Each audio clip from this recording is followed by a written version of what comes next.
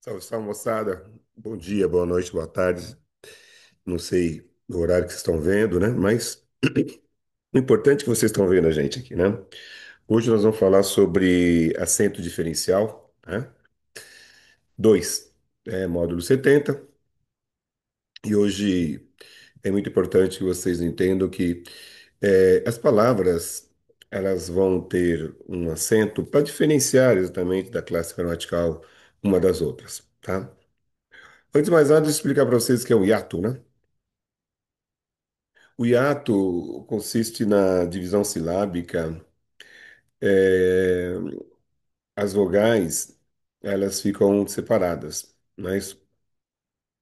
Então, nós temos aqui um caso de saída, né? Nós temos aqui baú, não é isso? Então, observe que na separação de Piauí, Tuiuiu, não é isso? Todos esses casos, as vogais, elas vão ficar separadas, né? Agora, você mandou perguntar, professor, e se elas não ficarem separadas? Pode ter exatamente algum caso que elas não fiquem separadas? Eu falo para você, meu querido, minha querida, meus queridos, pode sim. É o caso de tono, certo? Se na divisão silábica as vogais ficarem separadas, nós estamos falando de hiato, não é isso? Que é separação, né? Das vogais. Se elas, na divisão silábica, elas não ficarem separadas, nós estamos falando no caso de tongo, no caso de tongo crescente ou de tongo decrescente, tá? É isso. Bom, seguindo aqui, né, nós também temos algumas divisões, né, que eu acho muito importante. Caso do I, do U, não é isso? Nos hiatos, não tiverem isolados seguidos de NH, não é isso? As sílabas anterior a eles não serão acentuados, tá? Então, também, nesse caso, os hiatos, nós vamos observar também a questão da acentuação gráfica, né? Então, no caso da palavra ruim, né, observe só essa palavra. A grafia correta dela é ruim, não é ruim, né? Muita gente fala é ruim, não é ruim, é ruim, não é isso? Raul, ninguém erra ainda, não é isso? Aqui sair e raiz, não é isso? Raiz não tem acento, porém raízes tem, né? Que já é uma outra situação. Bom, aí nós vamos ter aqui do lado, turminha, eu acho muito importante para vocês, a questão do acento diferencial, né?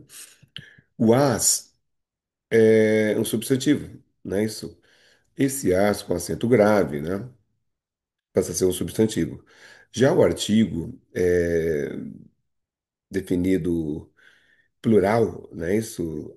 Né? As meninas, as férias, as vizinhas e por aí vai, né? As alunas, né? Aí você falou, mas como que o as com acento grave pode ser substantivo, Cássio? É muito simples, meus queridos.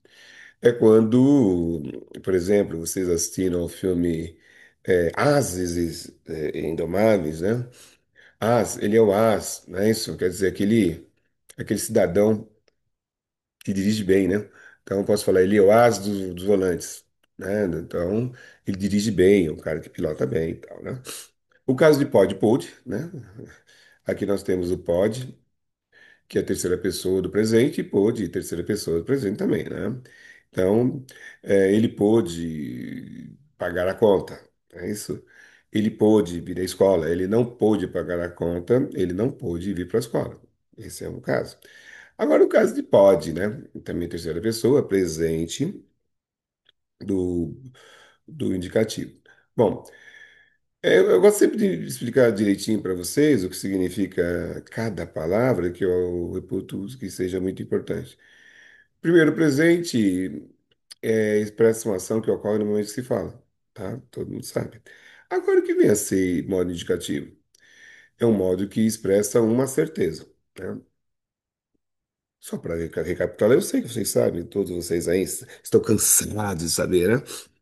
O modo indicativo expressa uma certeza, o modo imperativo expressa uma ordem, e o modo subjuntivo expressa uma dúvida. Então, esse presente do indicativo quer dizer que está expressando uma certeza, né? Nós temos por, que é o verbo, né? Faz parte da conjugação, até é um verbo de segunda conjugação, né? E temos o por, que é a preposição.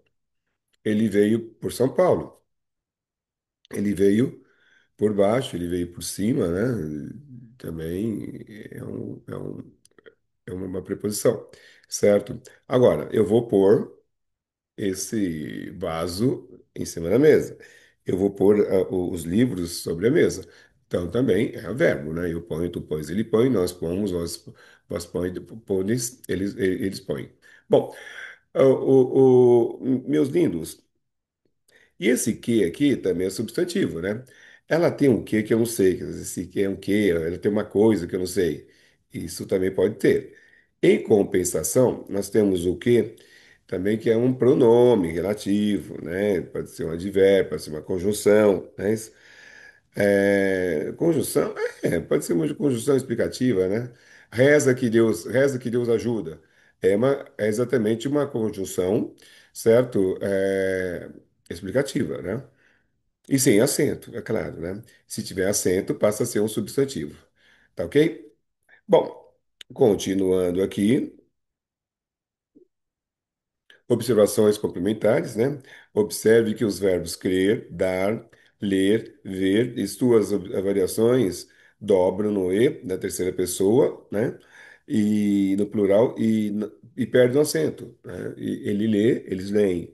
É isso? Então, no plural, nós vamos ter dois es, não vamos ter o acento circunflexo, tá bom? Ele crê, né? Eles creem. Ele descrê, eles descreem. Que ele dê, que eles deem. Olha, observe que perde exatamente o acento, né? Isso é acento circunflexo. Que ele redê, que eles redeem, não é isso? Também perdeu o acento circunflexo. Ele lê, foi aquele caso que eu acabei de falar para vocês agora, né? Eles leem, perde o acento. Ele relê, eles releem, também perde o acento. Ele vê, tem acento, né? Eles veem. É muito interessante vocês observarem uma coisa que esse verbo aqui pode, na fonética, pode ser confundido com o verbo vir. Aí nós vamos saber qual é um, qual é o outro, por meio do contexto, é claro, né? Ele prevê, eles preveem, né? Ele prevê, eles preveem. Então, ele prevê ter acento circunflexo, não é isso? Eles preveem não ter acento circunflexo, tá bom? Bom, exemplificando. Crise no comércio atinge seu ponto máximo, né? Então, os exemplos que nós vamos ver daqui a pouquinho aqui. 3. Os elementos de palavras compostas com hífen devem ser analisados e acentuados, se for caso, separadamente, né? Cana-de-açúcar, tranquilo, pé de moleque, água viva. Bom, é importante lembrar para vocês, se tiver hífen, para ser uma palavra composta, né? Então, nós temos duas palavras. Agora, quando nós tiramos o hífen, por exemplo, socioeconômico, não é isso? Nós vamos colocar apenas um acento, né? Porque vai formar uma palavra só. No econômico, não é isso? É isso, no nômico, né? É isso. Bom, 4. As palavras com letras maiúsculas devem ser normalmente desgrafadas, né? Devem receber normalmente o acento, né? Gráfico. Crise no comércio atinge seu ponto máximo. Gente, para, né? Ei, ei, amigo, não é porque elas estão de letras maiúsculas que vão perder exatamente o acento. Não é isso? Nada a ver. Uma coisa é uma coisa, outra coisa. Até porque, se vocês observarem, a necessidade exatamente da entonação fonética daquela palavra tônica, da sílaba tônica, ela não perde. Então, gramaticalmente, não importa se ela está com letra maiúscula ou com letra minúscula, ela vai ter que manter o seu acento gráfico.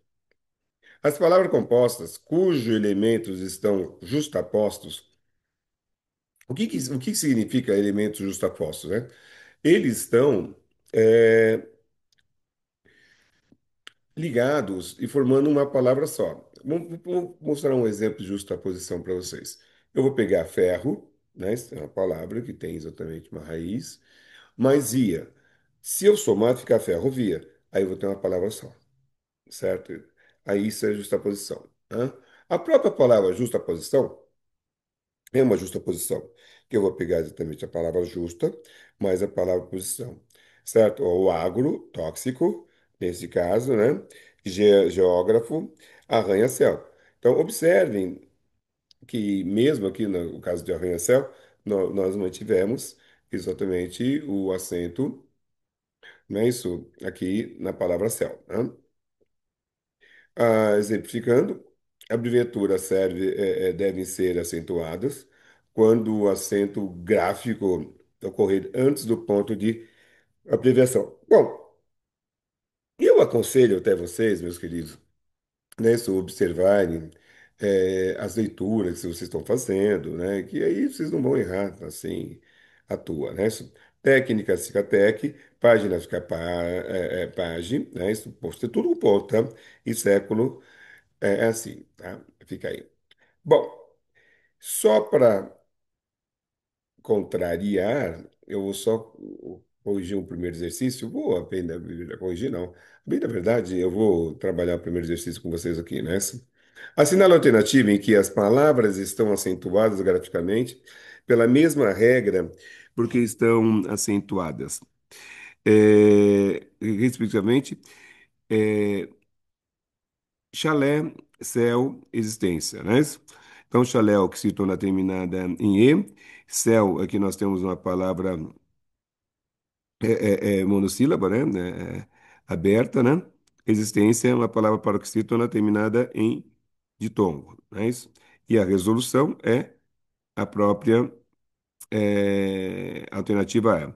Chalé, quanto atrás, são oxítono, acentuado, que eu falei para vocês, terminaria em A.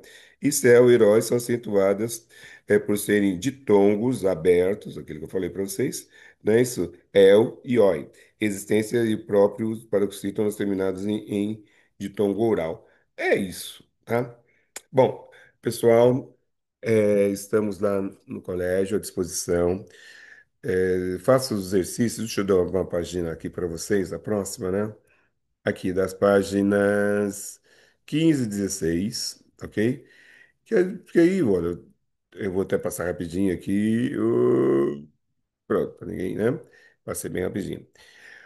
E na próxima aula a gente volta, tá? Muito obrigado por tudo, certo? Até a próxima. De recado, se você tiver dúvida, não é isso, procure o professor lá no colégio, não é isso? Para falar, professor, eu não entendi isso. Dá uma força aqui, professor. Nós estamos lá para ajudá-los, certo?